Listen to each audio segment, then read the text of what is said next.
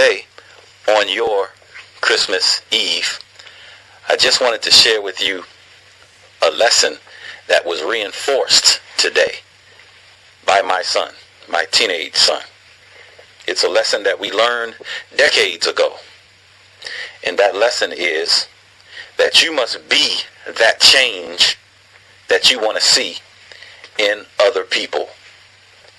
You must teach, not so much with words, as we were just debating, me and a few of the brothers yesterday and the day before.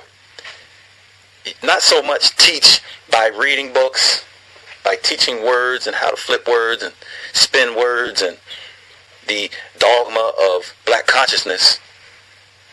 But you must teach by example. Again, you must be the change that you want to see in other people. So today I asked my son, when was his mother coming to pick him up to go celebrate the Christmas holidays? Because that's been the almost 2-decade-long tradition. I abstain from white supremacy holidays, and he, along with his mother, celebrate white supremacy holidays. So he told me, I decided that I'm going to be like you, and I'm also going to abstain from white supremacy holidays, even though he didn't say it like that. I'm not going to put words in his mouth. He said that he's just not going to celebrate Christmas. He's going to spend that time that he usually spends with his mother's family with me. So I had to make sure he understood what he was doing. So I said, now you realize I still don't celebrate Christmas, right? I still don't celebrate white supremacy holidays. He said, yeah, I know. No big deal. I'm going to stay here with you. So that being said, the lesson that was reinforced in me was, one of the lessons was that we shouldn't always necessarily force this information or cram it down our loved ones' throats. Because as revolutionary and hardcore as I can be, as much as I can beat my peers upside the head with the truth sometimes, I don't think I've ever done that with him. I've always handled him with love and compassion and understanding. And he's always observed me abstaining from white supremacy holidays, including Christmas.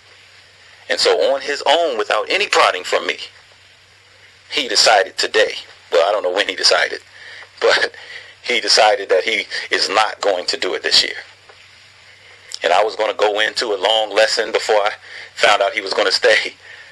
I was going to share the whole history of Christmas and how our people always say that, we just do this because we can get with the family. It's all about family. Anytime you get a chance to get with the family, you should do so. I say not at the expense of their destruction. So I was going to go into the history of how you only had these holidays, especially Christmas, one of the worst European white supremacist holidays that you have. You only have that holiday because that's the holiday that the slave masters gave you. Holiday meaning break. Hiatus. You got a big break from all the work you were doing on the plantation. And so you had like a whole week to do nothing but party. You can read it in the book From Slavery to Freedom, a history of the Negro American, okay, by John Hope Franklin. You can read it in that book. They were given like a whole week to do nothing but chill, party, drink, and get wasted. And most of the people weren't at that time, even the revolutionaries, most of them, weren't planning no insurrections. Of course, we know that Denmark Vesey and his crew were. But at that time, he was the exception at that time of the year. So, again, the lesson is, be the change that you want to see in other people. Don't beat, or you don't have to beat your loved ones upside the head with the truth. You just show them the better way. Now, here we are. We got all our resources. And our loved ones have been scraping and crying and complaining and trying to figure out how they're going to give, all their resources to the goddamn white man. And now we got all our resources. We ain't got that problem. We might have other issues and other problems and other challenges, but we don't have the challenge of, okay, what we going to eat? Because first of all, we trying to produce our own. And second of all, that which we don't produce for ourselves, we have enough resources to go get what we need to eat. All right? So, again, I just wanted to share with y'all the progress that was made. Yes, it took almost 2 decades.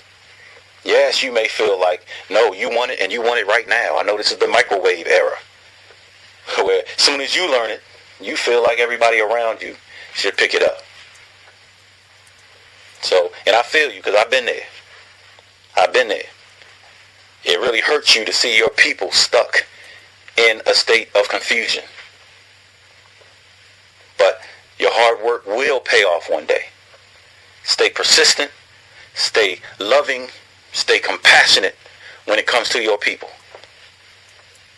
This has been Daku Hakabo Wakatu.